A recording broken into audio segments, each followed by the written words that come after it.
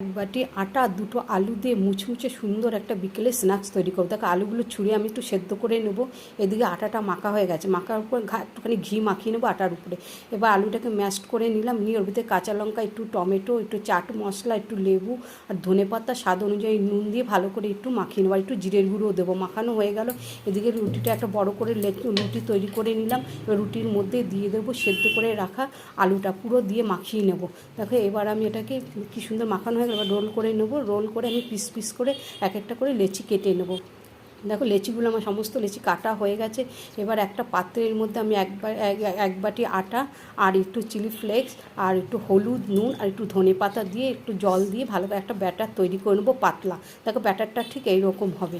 হয়ে গেল। এবার আমি একটা করে লেচি এর ভেতর দিয়ে দেবো। এদিকে কড়াইতে তেল বসিয়ে দিয়েছি, তেল গরম হয়ে গেছে। এবার লেচিটা একটা করে তুলে গরম তেলের মধ্যে দিয়ে এরকমভাবে লাল লাল করে ভেজে নেবো। দেখো কত সুন্দর লাল